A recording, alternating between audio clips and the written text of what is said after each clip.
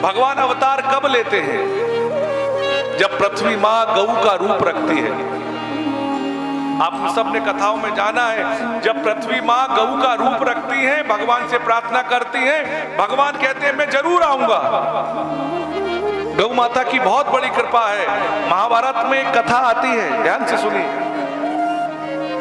जब भगवान ने धराधाम को छोड़ दिया तो पांडवों ने कहा कि मैं, अब भगवान चले गए, अब हम नहीं रहेंगे यहाँ पर। आज भी ध्यान में ये रहेगा। तो गौतम ऋषि की नारी के बारे में बताऊंगा, कैसे अहिल्या जी का विवाह हुआ।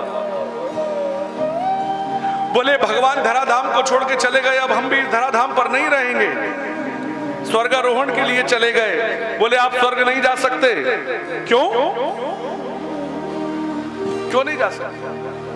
बोले आप इसीलिए स्वर्ग नहीं जा सकते क्योंकि आपके बोले हुए, पितरों के बोले हुए धर्म को आपको पूरा करना है। जब तक बोले हुए धर्म पूरे नहीं होंगे तब तक आपके कर्म बंधन नहीं छूटेंगे, और जब तक कर्म बंधन रहेंगे तब तक आप नहीं जा सकते। युधिष्ठिर आदि भाइयों ने कहा नहीं, अब रहना नहीं है, अब रहना नहीं है, हमारे ठाकुर जी चले गए, अब हमको रहना नहीं है। ब्राह्मणों ने उपाय बताया,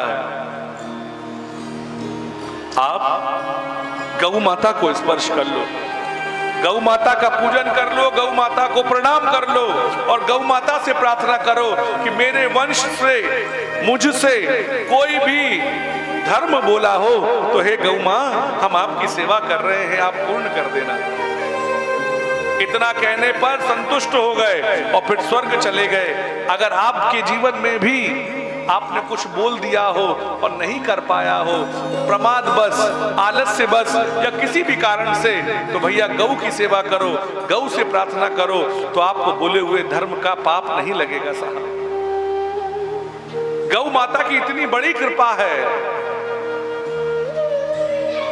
आजकल तो संस्कार की विधि बहुत कम हो गई है, वरना 16 के 16 संस्कार करने में गौदान का वर्णन है महाराज जी। गर्भाधान से लेकर यहां तक कि कोई भी यज्ञ करो बिना गौ के पूरा होगा।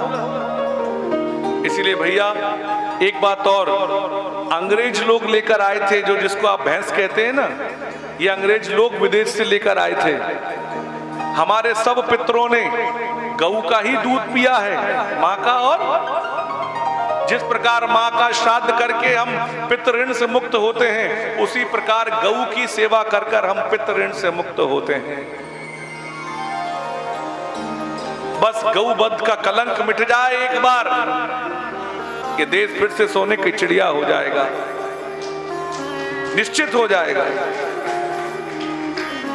पुनः निवेदन कर रहा हूं, अपने घर के आसपास जहां बने वहां गौ सेवा करो। गौ माता चलती फिरती सभी देवताओं का स्वरूप है। और वर्णन है साहब, अपने बच्चों को गाय का ही दूध पिलाओ। क्यों? और भैंस का पिलाते हैं तो क्या होता है, सुनिए।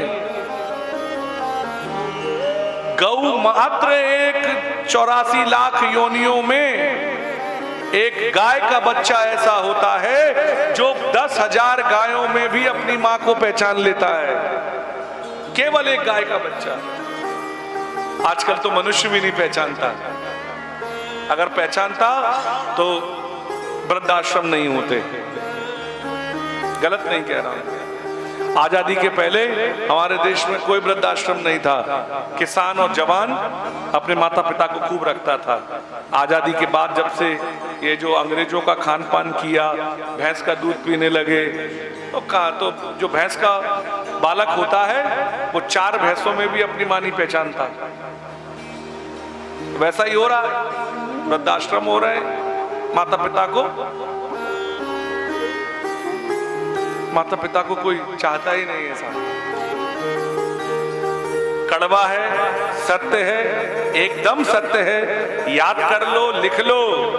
माता पिता की संपत्ति सबको चाहिए, माता पिता किसी को नहीं चाहिए। आज की ये परफेक्ट सच्चाई है। मरने के बाद संपत्ति के लिए लड़ने के लाखों केस डले होंगे, पर किसी ने अपने माता पिता को कुछ दान किया होगा, ऐसा तो हमको कोई लिख मिला नहीं। बड़ा अच्छा लगता है साहब जब लोहिया जी और प्रदीप जी और हमारे मामा जी आपके परिवार वालों को कथा सुनाते हैं ना, और जब आप अपने माता पिता के प्रति कुछ करते हैं तो वाकई दिल गदगद हो उठता है कि मैं जिनको कथा सुना रहा हूं वो तो कथा जी रहे हैं। आनंद आता है, ऐसे बच्चे मिल जाते हैं दिल गदगद हो जाता है। जिनके मन में माता पिता का सम्मान है, मैं कह रहा हूं वो धरती पर भगवान है। भगवान राम जी यही तो कर रहे हैं। विप्रधेनु अर्थ चाहिए तो गौ मां की सेवा करो,